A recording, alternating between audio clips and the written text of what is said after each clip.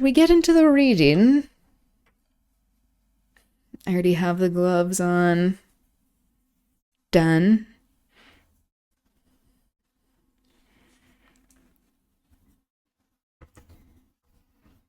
Okay.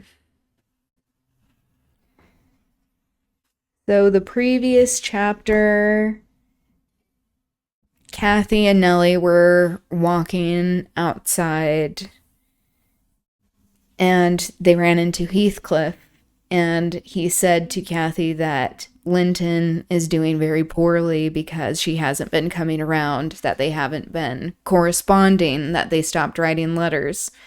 This is because Nellie found out about their correspondence and burned all the letters, which was pretty rude. She was doing it in behalf of Edgar, who is her boss, essentially. Or I guess he is her boss because she's a servant. And she is doing it to protect him, but also at the cost of Kathy having outside friendships and relations where it only has acted to increase her desire for this forbidden thing, for this forbidden relationship. And now that Heathcliff is making her feel guilty about them stopping to correspond because that's not what she wanted to do, it's what she was forced to do, she's going to be even more determined. So, this is after their walk. The rainy night had ushered in a misty morning, half frost, half drizzle, and temporary brooks crossed our path, gurgling from the uplands. My feet were thoroughly wetted. I was cross and low, exactly the humor suited for making the most of these disagreeable things. So this is Nellie as the narrator. We entered the farmhouse by the kitchen way to ascertain whether Mr. Heathcliff were really absent, because I put slight faith in his own affirmation. Joseph seemed sitting in a sort of Elysium.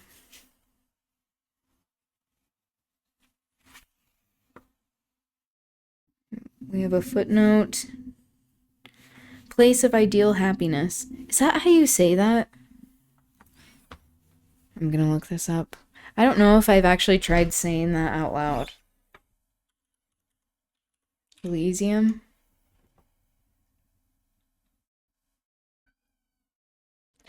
Juniper! I hear her meowing.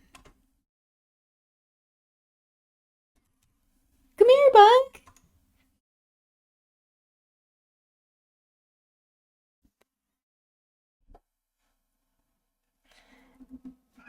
Elysium? Elysium. Elysium?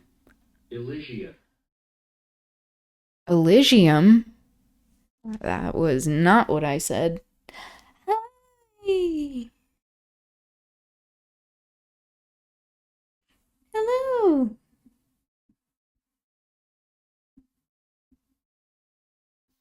Tan, did you end up getting those cats?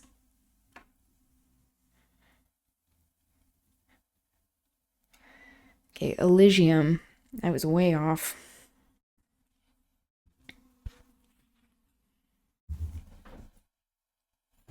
All right. Joseph seemed sitting in a sort of Elysium alone, beside a roaring fire, a quart of ale on the table near him, bristling with large pieces of toasted oatcake, and his black short pipe in his mouth. Wait.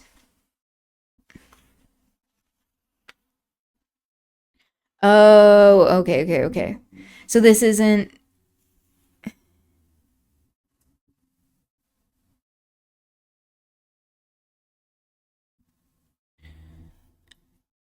Continuing from the last chapter, this isn't, the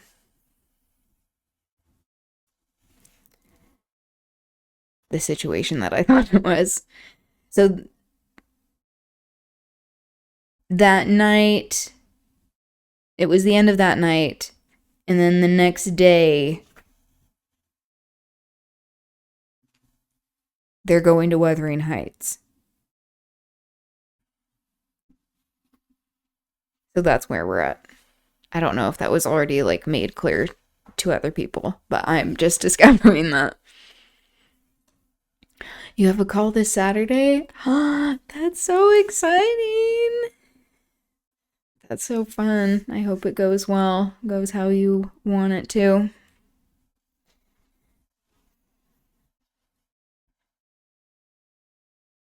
Okay, so they're just arriving at Wuthering Heights. A quart of ale on the table near him, bristling with large pieces of toasted oatcake, and his black, short pipe in his mouth. Catherine ran to the hearth to warm herself. I asked if the master were in. My question remained so long unanswered that I thought the old man had grown deaf and repeated it louder. Nay, eh? He snarled, or rather screamed through his nose. Screamed through his nose? What does that even mean? Nay, you ma go back where you come fro, is how the vernacular is written. Joseph, cried a peevish voice simultaneously with me from the inner room. How often am I to call you? There are only a few red ashes now. Joseph, come this moment. Vigorous puffs and a resolute stare into the grate declared he had no ear for this appeal. The housekeeper and Harriton were invisible, one gone on an errand and the other at his work, probably. We knew Linton's tones and entered. Oh, I hope you'll die in a garret, starved to death, said the boy. How very kind. Mistaking our reproach for that of his negligent attendant. He stopped on observing his error. His cousin flew to him. Is that you, Miss Linton? He said, raising his head from the arm of the great chair in which he reclined. Hi.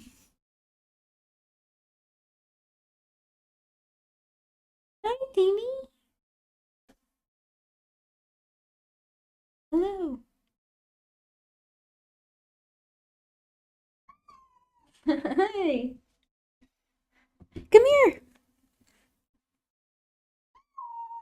Hmm.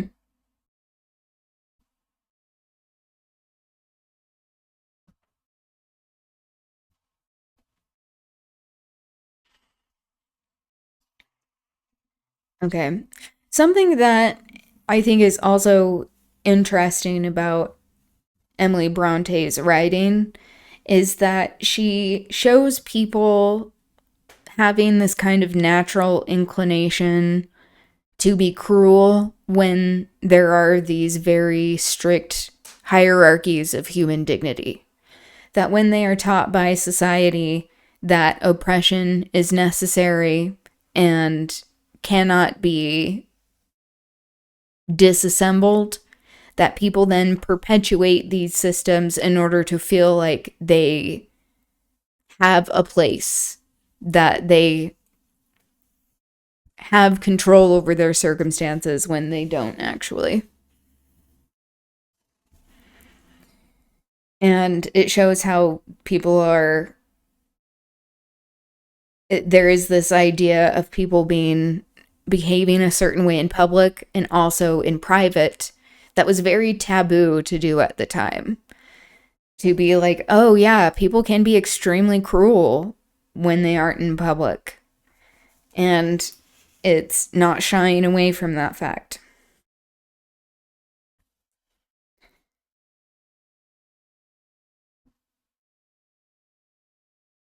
He raised his head from the arm of the great chair in which he reclined. No, don't kiss me. It takes my breath.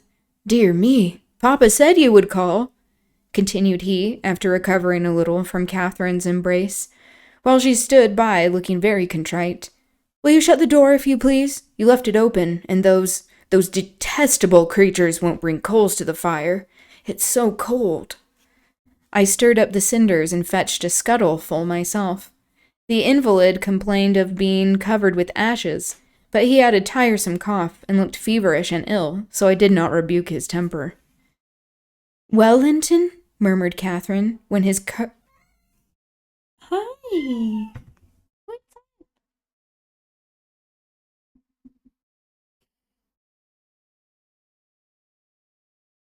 Come here.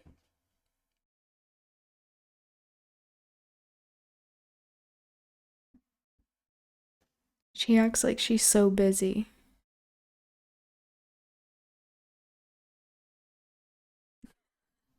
Okay, bye.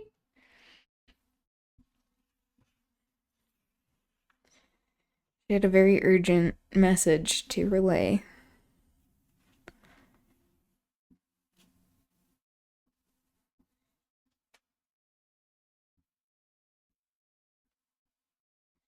Well, Linton, murmured Catherine, when his corrugated brow relaxed, are you glad to see me? Can I do you any good? Why didn't you come before? He said. You should have come instead of writing. It tired me dreadfully, writing those long letters. I'd far rather have talked to you. Now I can neither bear to talk nor anything else. I wonder where Zillah is. Will you, looking at me, step into the kitchen and see? I had received no thanks for my other service, and being unwilling to run to and fro at his behest, I replied, Nobody is out there but Joseph. I want to drink, he exclaimed fretfully, turning away. Zillah is constantly gadding off to Gimmerton since Papa left. It's miserable, and I am obliged to come down here. They resolved never to hear me upstairs. Is your father attentive to you, Master Heathcliff? I asked, perceiving Catherine to be checked in her friendly advances. Attentive? He makes them a little more attentive, at least, he cried. The wretches! Do you know, Miss Linton, that brute Hareton laughs at me. I hate him. Indeed, I hate them all. They are odious beings.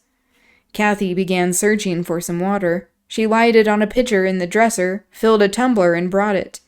He bid her add a spoonful of wine from a bottle on the table, and having swallowed a small portion, appeared more tranquil, and said she was very kind. Are you glad to see me? She asked, reiterating her former question, and pleased to detect the faint dawn of a smile. Yes, I am. It's something new to hear a voice like yours, he replied.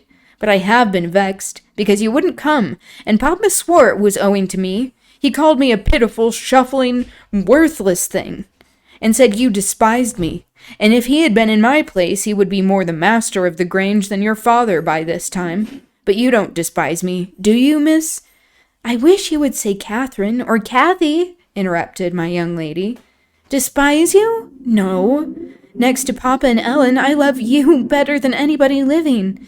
I don't love Mr. Heathcliff, though, and I dare not come when he returns. Will he stay away many days? Not many, answered Linton, but he goes into the moors frequently, since the shooting season commenced, and you might spend an hour or two with me in his absence. Do. Say you will. I think I should not be peevish with you. You'd not provoke me, and you'd always be ready to help me, wouldn't you? Yes, said Catherine, stroking his long, soft hair. So he also has long hair, which is not as common of the time, like to be describing men with long hair, that there is more fluidity of gender where Linton is concerned. If I could only get Papa's this is Catherine. Yes, said Catherine, stroking his long, soft hair. If I could only get Papa's consent, I'd spend half my time with you. Pretty Linton, I wish you were my brother. Again, these Gothic books are so incestuous. These are common themes where they're cousins and they're in love, but then she's also wishing that he was her brother. But then that's also kind of the relationship that Catherine and Heathcliff had. So it is this kind of reincarnation of their connection through the next generation. Of that love can transcend generations. Even if they are incestuous. Okay. And then you would like me as well as your father? Observed he more cheerfully. But Papa says you would love me better than him, and all the world if you were my wife. So I'd rather you were that. No, I should never love anybody better than Papa, she returned gravely. And people hate their wives sometimes. That is true. That also is not a common thing for women to be writing about and saying during this time. Okay. But not their sisters and brothers. And if you were the latter...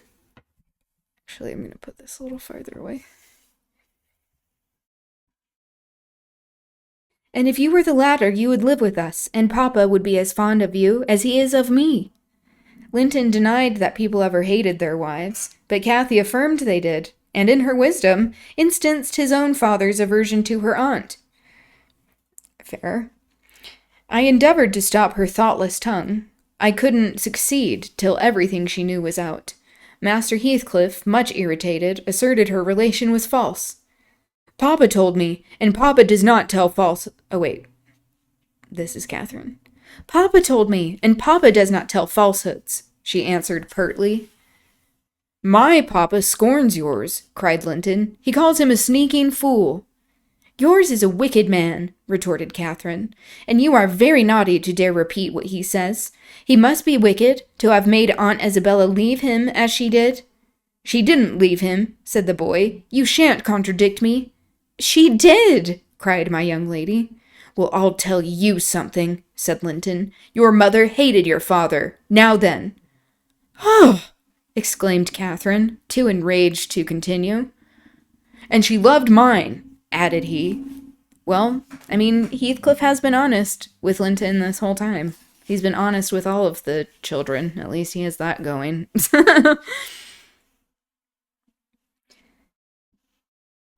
You little liar! And I hate you now, she panted, and her face grew red with passion.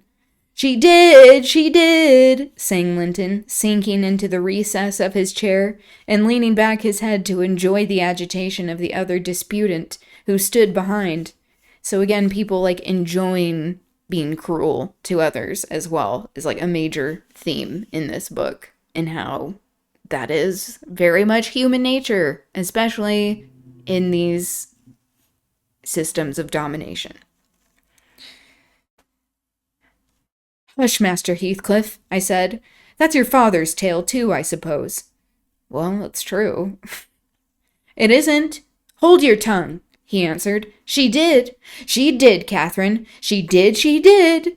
Kathy, beside herself, gave the chair a violent push and caused him to fall against one arm. Yeah, again, enjoying cruelty. He was immediately seized by a suffocating cough that soon ended his triumph. It lasted so long that it frightened even me. As to his cousin, she wept with all her might, aghast at the mischief she had done, though she said nothing. I held him till the fit exhausted itself.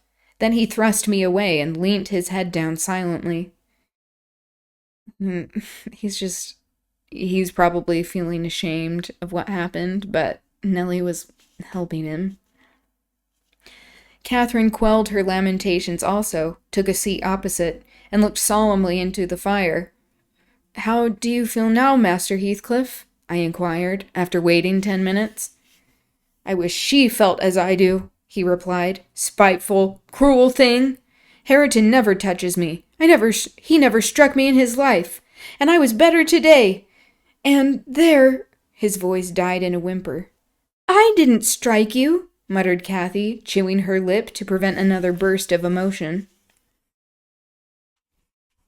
He sighed and moaned like one under great suffering, and kept it up for 1/4 of an hour, on purpose to distress his cousin, apparently, for whenever he caught a stifled sob from her, he put renewed pain and pathos into the inflections of his voice. I'm sorry I hurt you, Linton, she said at length, racked beyond endurance. So it took all of that, finally, for her to apologize. But I couldn't have been hurt by that little push, and I had no idea that you could either. You're not much, are you, Linton? Don't let me go home thinking I've done you harm. Answer to me. Speak to me. I can't speak to you, he murmured. You've hurt me so that I shall lie awake all night choking with this cough.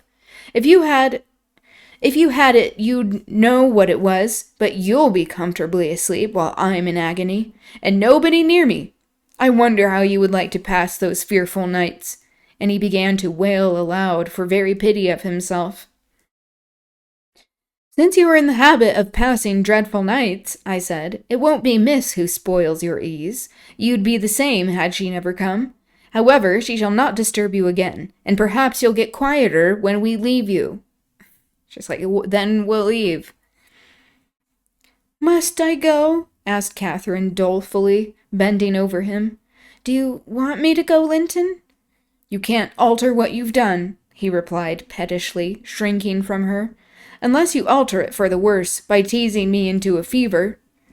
So he does seem like he has chronic illness of some sort, and so we don't know if Nellie's perspective is not reliable and is viewing him as trying to get attention with it, or that he is being dramatic.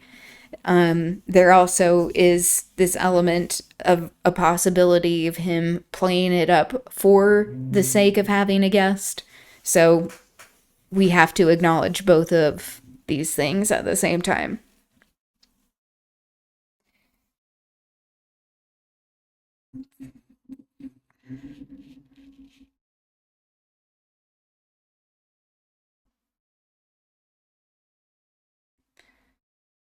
Well then, must I go? She repeated.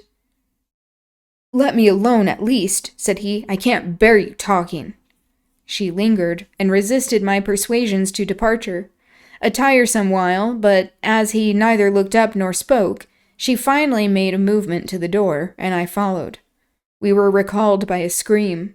Linton had slid from his seat onto the hearthstone and lay writhing in the mere perverseness of an indulged plague of a child.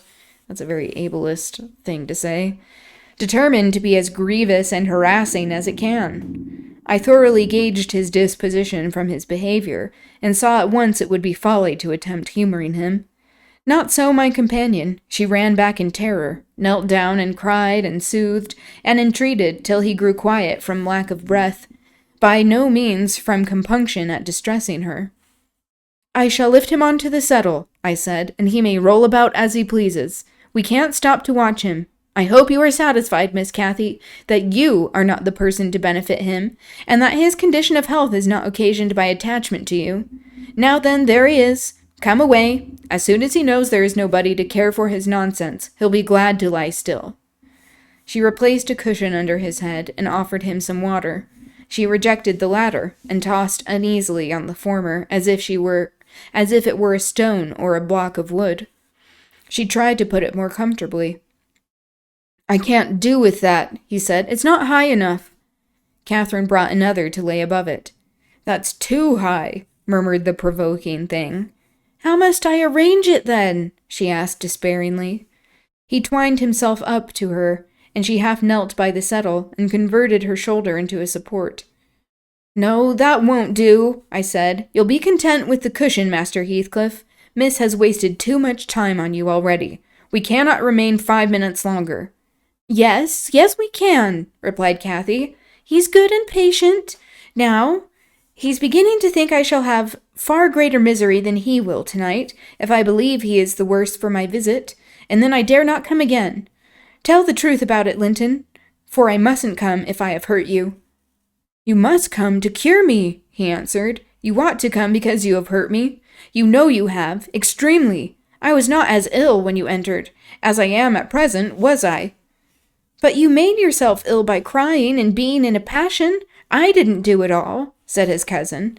However, we'll be friends now, and you want me, you would wish to see me sometimes, really? I told you I did, he replied impatiently. Sit on the settle and let me lean on your knee. That's as Mamma used to do. Whole afternoons together, sit quiet and still. Don't talk, but you may sing a song if you can sing. Or you may say a nice, long, interesting ballad. One of those you promised to teach me. A story. I'd rather have a ballad, though. Begin. He has a lot of demands.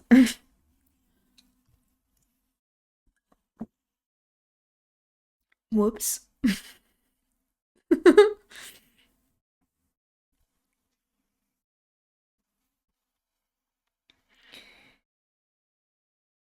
Okay. Catherine repeated the longest she could remember. Nope. The employment pleased both mightily. Linton would have another, and after that another, notwithstanding my strenuous objections.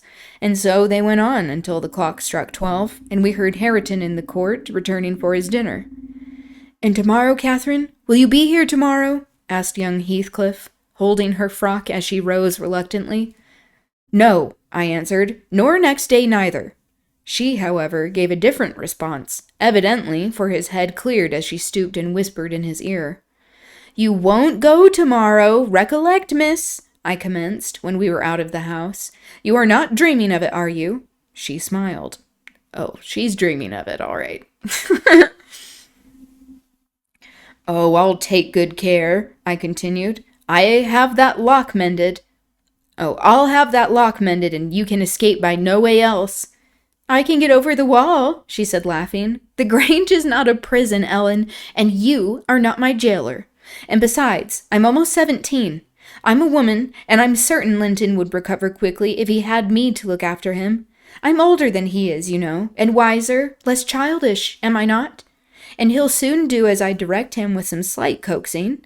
He's a pretty little darling when he's good, and I'd make such a pet of him if he were mine. We should never quarrel, should we, after we were used to each other? Don't you like him, Ellen?" "Like him!" I exclaimed. "The worst-tempered bit of a sickly slip that ever struggled into its teens. Jesus Christ." Like, he's a very unpleasant person, but, like, Nellie has plenty of bigotry for people.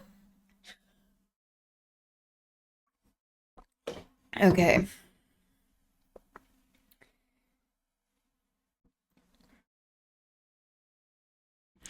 Happily, as Mr. Heathcliff conjectured, he'll not win 20. I doubt whether he'll... It's harsh. I'll doubt whether he'll see spring, indeed, and small loss to his family. Nellie. Whenever he drops off, and lucky it is for us that his father took him, the kinder he was treated, the more tedious and selfish he'd be. I'm glad you have no chance of having him for a husband, Miss Catherine." My companion waxed serious at hearing this speech. To speak of his death so regardlessly wounded her feelings. Yeah, exactly. Exactly. Because Nellie's being very callous. And is like, "I'm glad he didn't stay with us." "He's younger than I," she answered, after a protracted pause of meditation. "And he ought to live the longest. He will. He must live as long as I do. He's as strong now as when he first came into the north. I'm positive of that. It's only a cold that ails him, the same as Papa has. You say Papa will get better, and why shouldn't he?" "Well, well," I cried. "After all, we needn't trouble ourselves. For listen, miss, and mind. I'll keep my word if you attempt to go into Wuthering Heights again, with or without me. I shall inform Mr. Linton, and unless he allow it, the intimacy with your cousin must not be revived." "It has been revived," muttered Cathy sulkily. "Must not be continued, then," I said. "We'll see," was her reply. See, it's only encouraging her. All of the saying, "You can't see him, you can't see him." Don't you understand teenagers, Nellie? Obviously not. And she set off at a gallop, leaving me to toil in the rear. We both reached home before our dinner time. My master supposed we had been wandering through the park, and therefore he demanded no explanation of our absence. As soon as I entered, I hastened to change my soaked shoes and stockings, but sitting such a while at the Heights had done the mischief. On the succeeding morning I was laid up, and during 3 weeks I remained incapacitated for attending to my duties, a calamity never experienced prior to that period, and never, I am thankful to say, since. So now, like, Nellie is like, "Oh, I was sick for a little bit. At least you were able to get better." Some people have to deal with feeling ill and being ill for a very long time. My little mistress behaved like an angel in coming to wait on me and cheer my solitude. The confinement brought me exceedingly low. It is wearisome to be to a stirring, active body, but few have slighter reasons for complaint than I had. The moment Catherine left Mr. Linton's room, she appeared at my bedside. Her day was divided between us. No amusement usurped a minute. She neglected her meals, her studies, and her play. She was the fondest nurse that ever watched. She must have a warm heart, when she loved her father so, to give so much to me. I said her days were divided between us, but the master retired early, and I generally needed nothing after 6 o'clock. Thus, the evening was her own. She was probably going to see Linton. Poor thing, I never considered what she did with herself after tea. And though frequently, when she looked in to bid me good night, I remarked a fresh color in her cheeks and a pinkness of her slender fingers, instead of fancying the hue borrowed from a cold ride across the moors, I laid it to the charge of a hot fire in the library. Yeah, you would like to think so, wouldn't you, Nellie?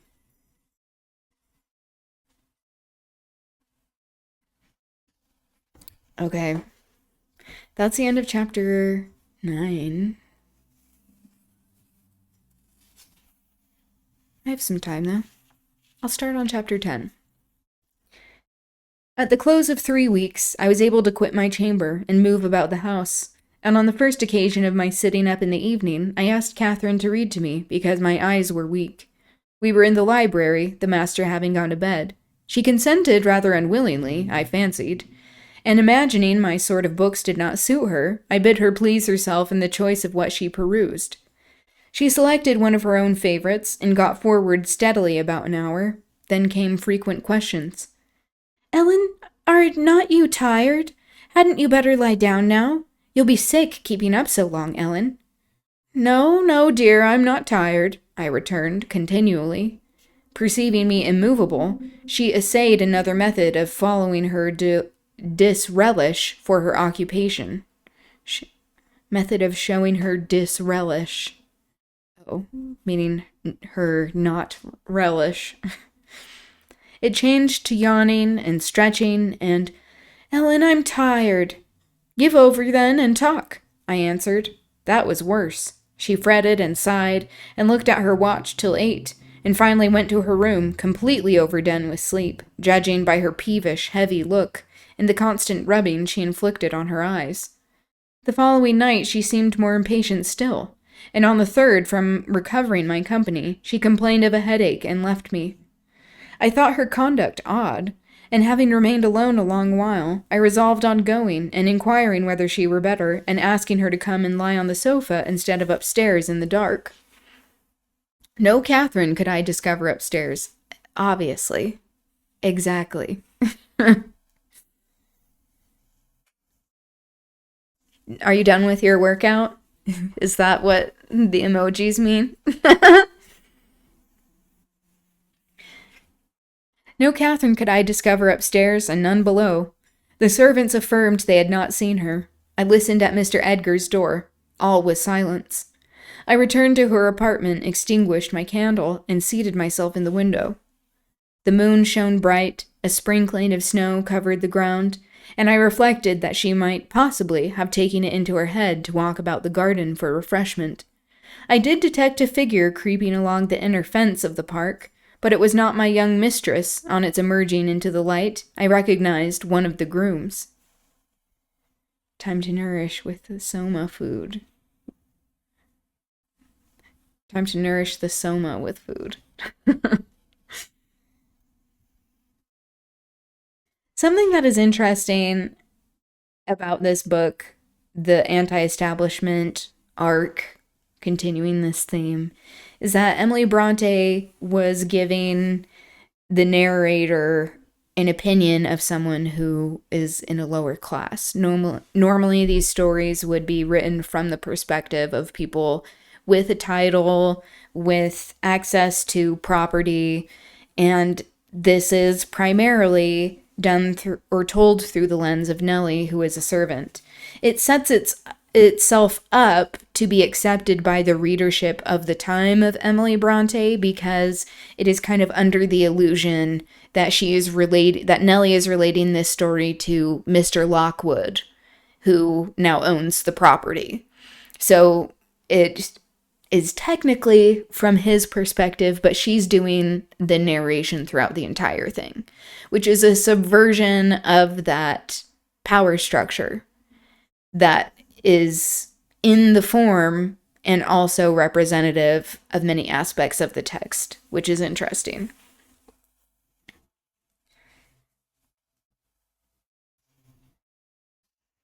Okay. The moon shone bright, a sprinkling of snow covered the ground, and I reflected that she might possibly have taken it into her head to walk about the garden for refreshment. I did detect I already read this. I did detect a figure creeping along the inner fence of the park, but it was not my young mistress. On its emerging into the light, I recognized one of the grooms. He stood a considerable period viewing the carriage road through the grounds, then started off at a brisk pace, as if he had detected something, and reappeared presently, leading Mrs. Pony. And there she was, just dismounted, and walking by its side. The man took his charge stealthily across the grass towards the stable. Kathy entered by the casement window of the drawing-room and glided noiselessly up to where I awaited her. She put the door gently to, slipped off her snowy shoes, untied her hat, and was proceeding, unconscious of my espionage, to lay aside her mantle when I suddenly rose and revealed myself. The surprise petrified her an instant. She uttered an inarticulate exclamation and stood fixed. "My dear Miss Catherine," I began, too vividly impressed by her recent kindness to break into a scold. Oh, whoops. Where have you been riding out at this hour? And why should you try to deceive me by telling a tale? Where have you been? Speak." "To the bottom of the park," she stammered. "I didn't tell a tale." "And nowhere else?" I demanded. "No," was the muttered reply. "Oh, Catherine," I cried sorrowfully. "You know you have been doing wrong, or you wouldn't be driven to uttering an untruth to me.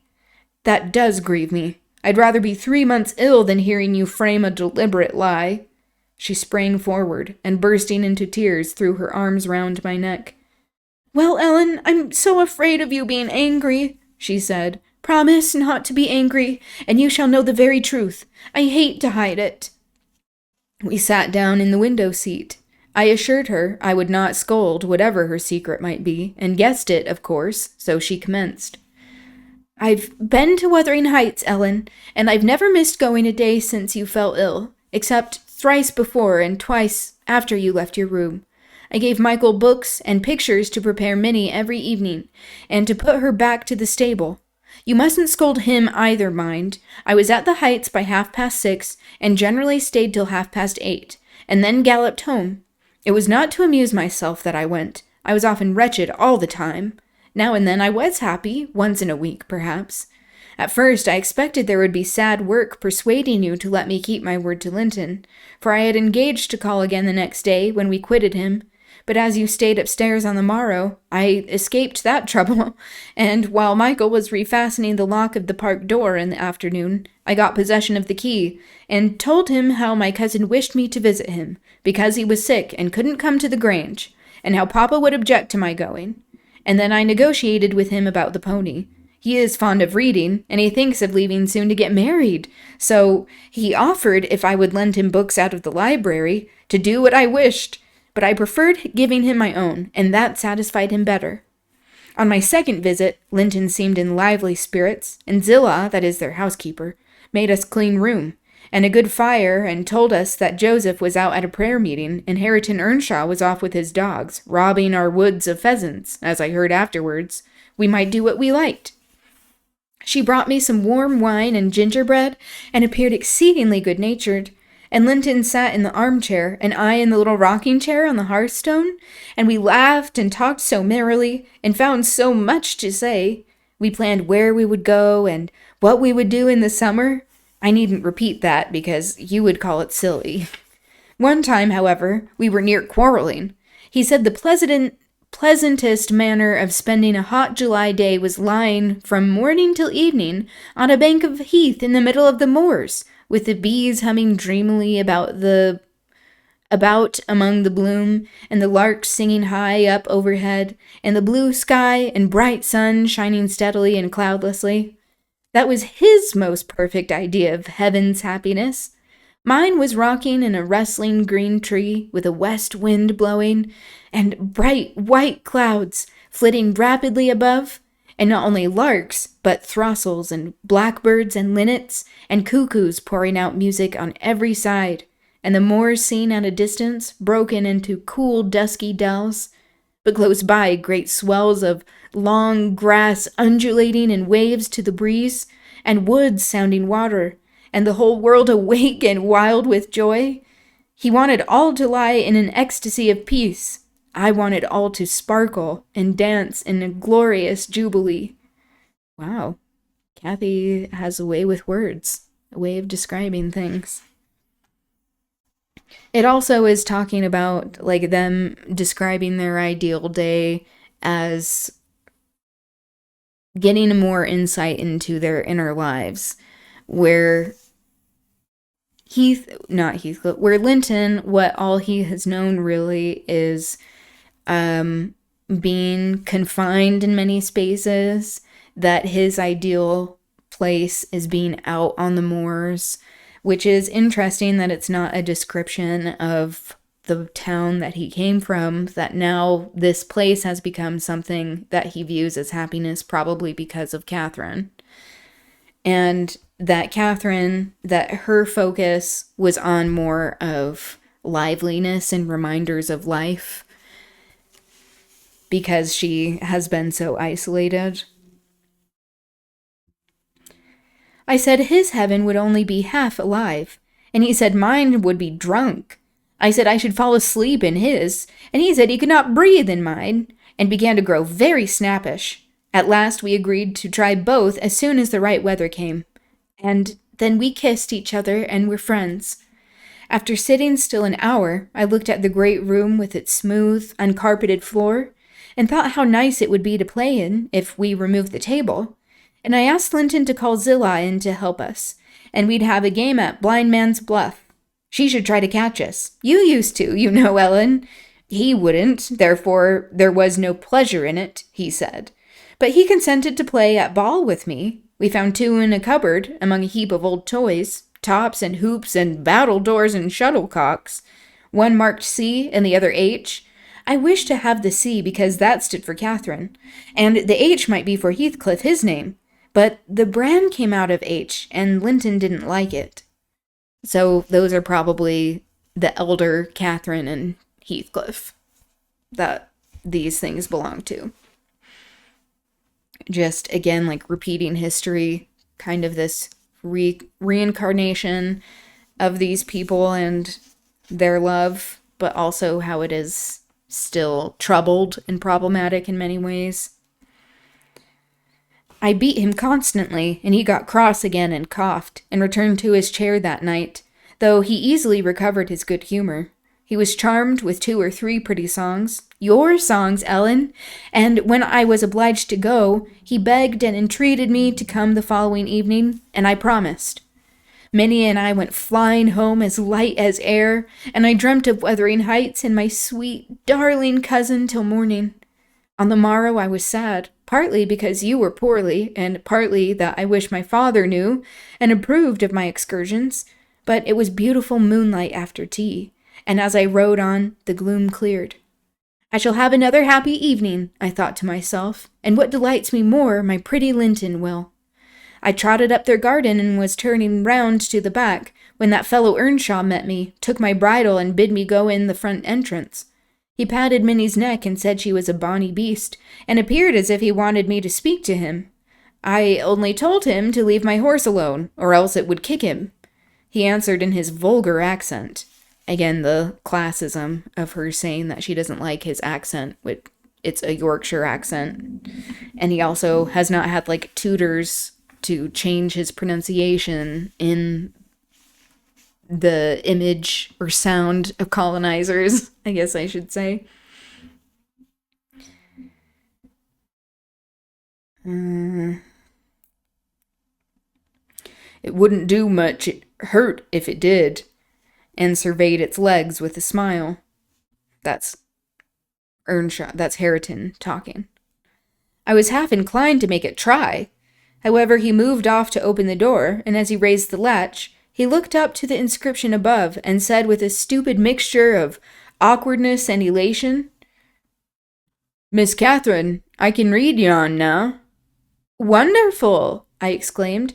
Pray let us hear you. You are grown clever. He spelt and drawled over by syllables the name. Hareton Earnshaw. And the figures? I cried encouragingly, perceiving that he came to a dead halt. I cannot tell them yet, he answered. Oh, you dunce, I said, laughing heartily at his failure. Oh, sad. He was learning to read and he wanted to show her that he could read. And she's making fun of him. He's probably teaching himself to read as well. The fool stared, with a grin hovering about his lips and a scowl gathering over his eyes, as if uncertain whether he might not join in my mirth, whether it were not pleasant familiarity or what it really was, contempt. I settled his doubts by suddenly retrieving my gravity and desiring him to walk away, for I came to see Linton, not him.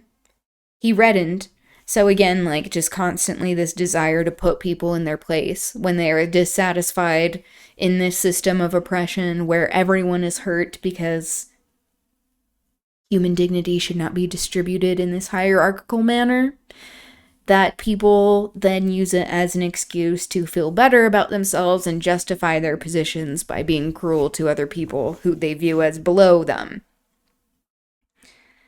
He reddened. I saw that by the moonlight, dropped his hand from the latch, and skulked off, a picture of mortified vanity. That's so rude.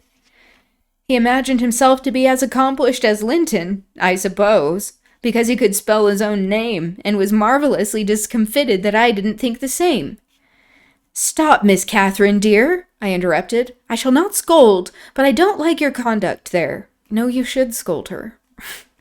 If you had remembered that Hareton was your cousin as much as Master Heathcliff, you would have felt how improper it was to behave in that way.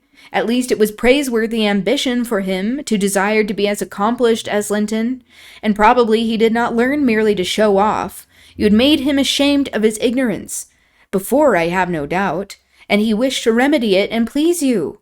To sneer at his imperfect attempt was very bad breeding. Had you been brought up in his circumstances, would you be less rude? He was as quick and as intelligent a child as you ever were, and I'm hurt that he should be despised now because that base Heathcliff has treated him so unjustly. Interesting that she doesn't want Kathy treating him that way. Interesting that she was willing to call Kathy out for that. But also interesting how she's willing to do this for Hareton and wasn't willing to do this for Heathcliff when they were growing up. Possibly because she can see, she relates more to Hareton.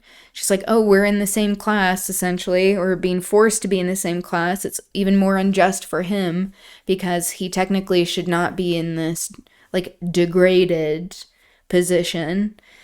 And that she can relate more to Hareton, probably because of whiteness, and does not relate to Heathcliff as much.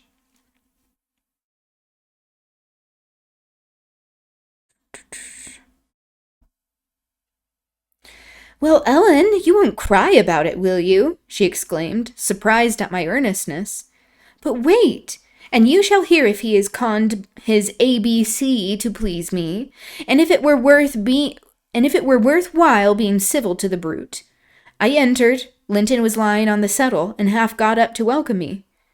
I'm ill tonight, Catherine, love, he said, and you must have all the talk, and listen to me. Oh, and let me listen. Come and sit by me. I was sure you wouldn't break your word, and I'll make you promise again before you go. I knew now that I mustn't tease him, as he was ill, and I spoke softly and put no questions, and avoided irritating him in any way. I had brought some of my nicest books for him. He asked me to read a little of one, and I was about to comply when Earnshaw burst the door open, having gathered venom with reflection. He advanced direct to us, seized Linton by the arm, and swung him off the seat. Get to thy own room, he said in a voice almost inarticulate with passion, and his face looked swelled and furious. Take her there if she comes to see thee. You shan't keep me out of this. Begone with ye both. He swore at us and left Linton no time to answer, nearly throwing him into the kitchen, and he clenched his fist as I followed, seemingly longing to knock me down.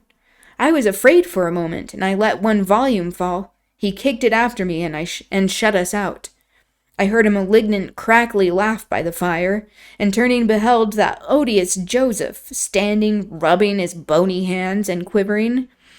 "I were sure he'd sarve you out." Footnote.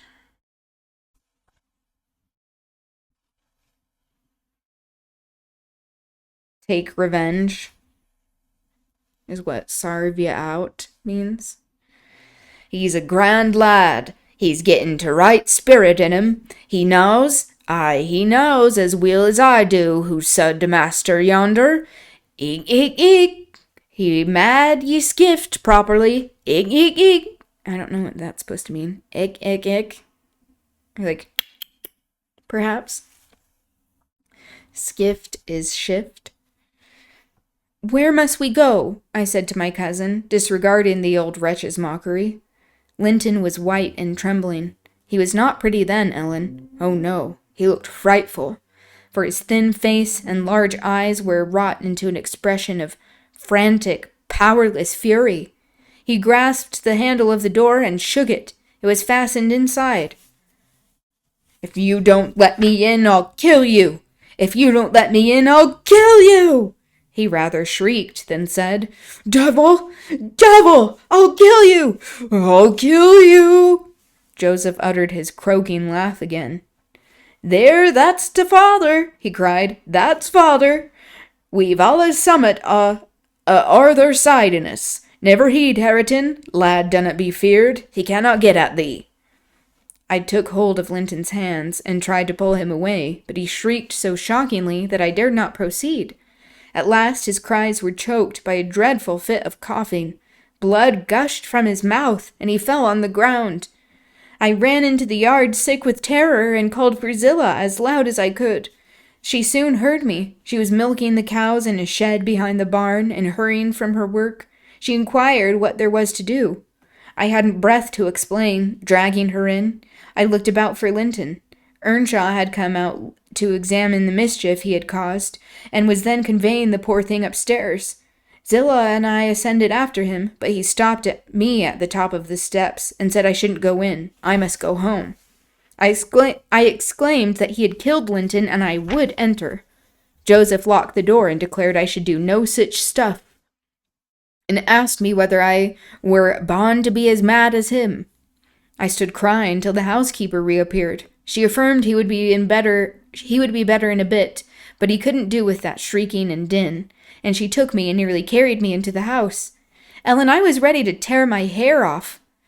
I sobbed and wept so that my eyes were almost blind, and the ruffian you have such sympathy with stood opposite, presuming every now and then to bid me wisht, and denying that it was his fault. And finally, frightened by my assertions that I would tell Papa, and that he should be put in prison and hanged, he commenced blubbering himself, and hurried out to hide his cowardly agitation. Still, I was not rid of him, when at length they compelled me to depart, and I had some 100 yards off the premises. He suddenly issued from the shadow of a roadside, and checked Minnie and took hold of me. "Miss Catherine, I'm ill grieved," he began, "but it's rather too bad." I gave him a cut with my whip, thinking perhaps he would murder me. Damn, she's so rude to Earnshaw. So the sadomasochist imagery of whipping someone, but also how all of this is not done with consent.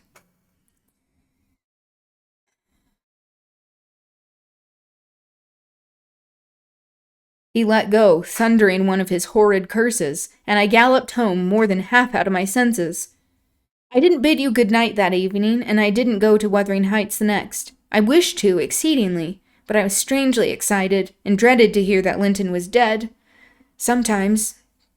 Dead sometimes, and sometimes shuddered at the thought of encountering Hareton.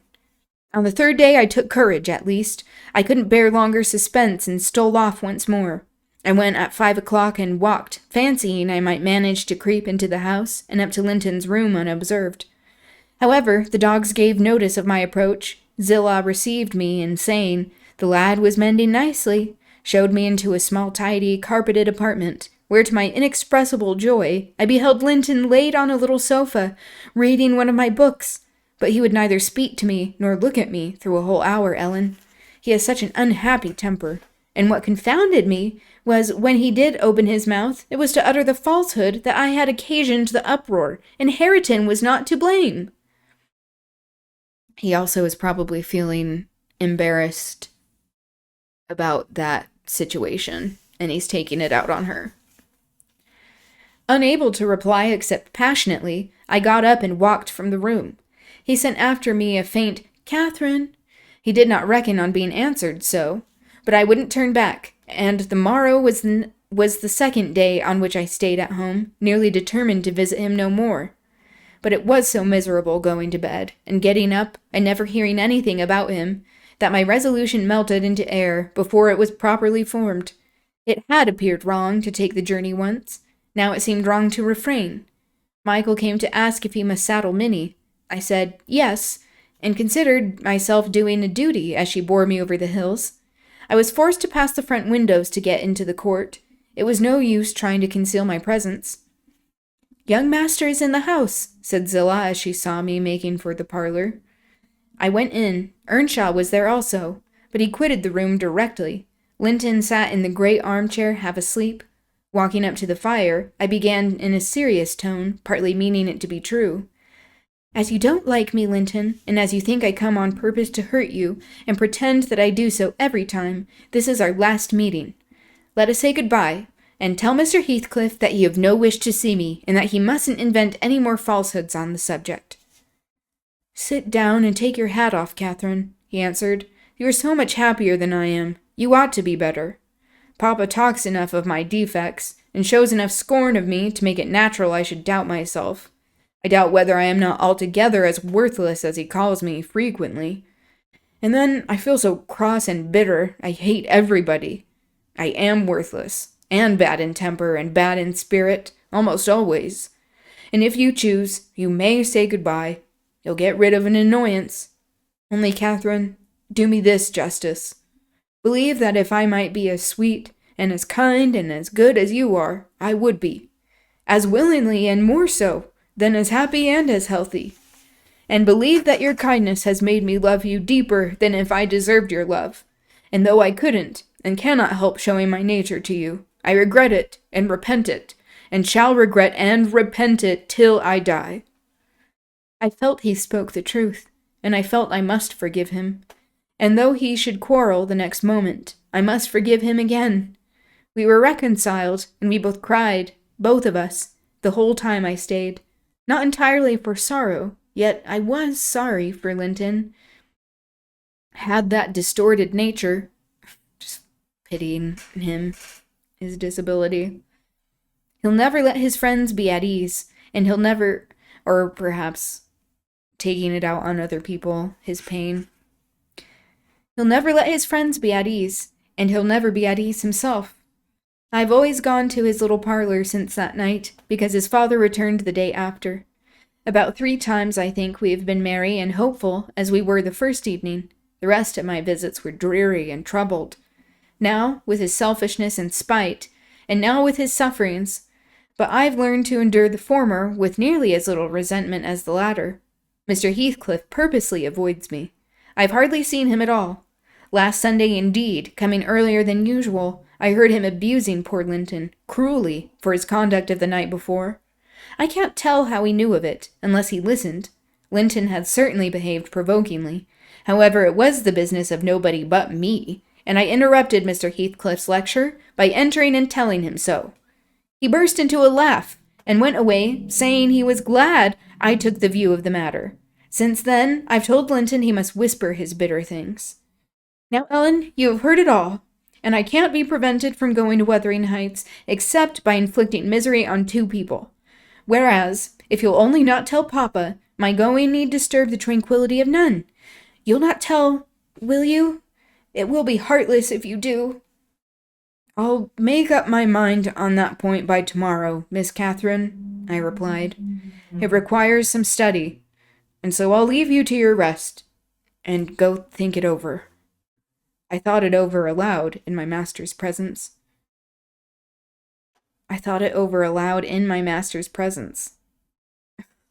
Walking straight from her room to his and relating the whole story, she is such a snitch. Nellie is such a snitch. With the exception of her conversations with her cousin, and any mention of Harriton. But she also probably knows that she would be in trouble if she were discovered, that she would be blamed. So, this power dynamic of being a servant, and that Edgar is her employer as well. Mr. Linton was alarmed and distressed more than he would acknowledge to me.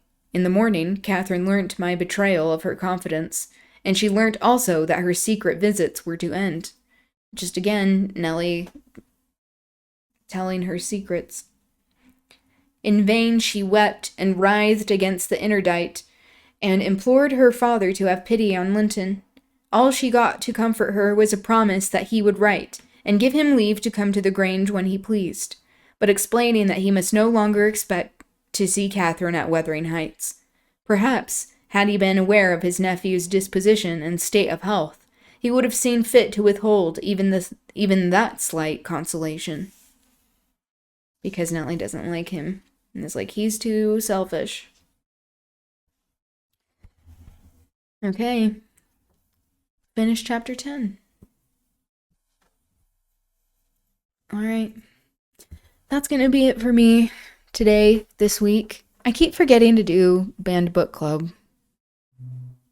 Oh, thank you. Thank you. Yay!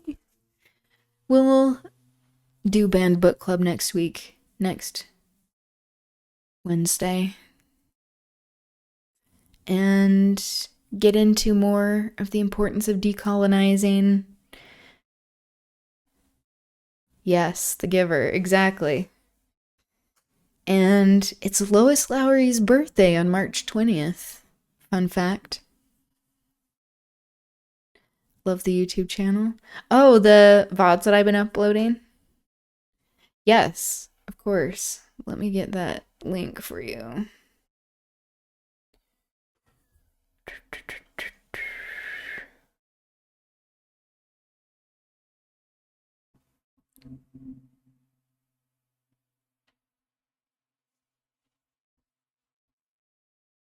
On the page, the link is broken. Oh, thank you for letting me know. Let me know if this works.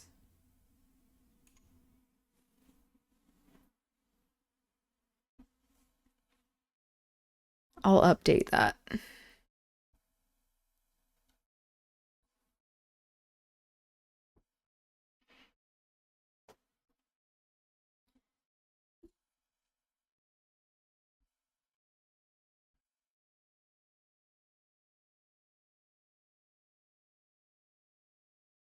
Okay.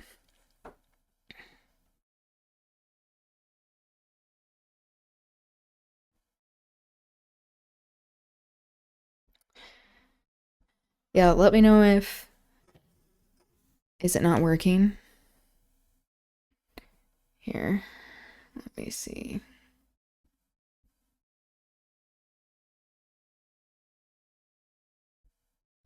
Oh, wait.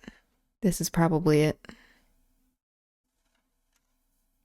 There we go.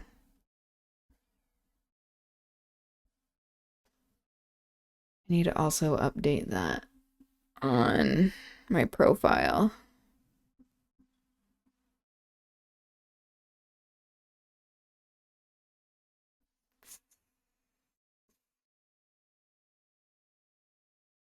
Let's see. Yeah, let me know if that one works for you.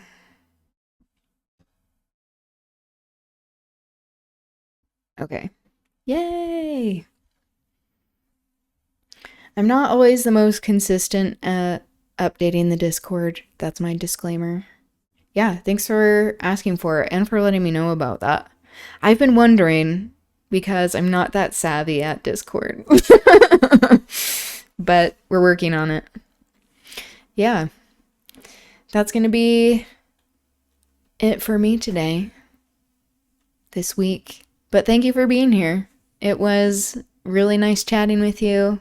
You too. Have a good rest of your evening, your day, wherever you are. And I'll see you soon. Next week. Okay? Bye.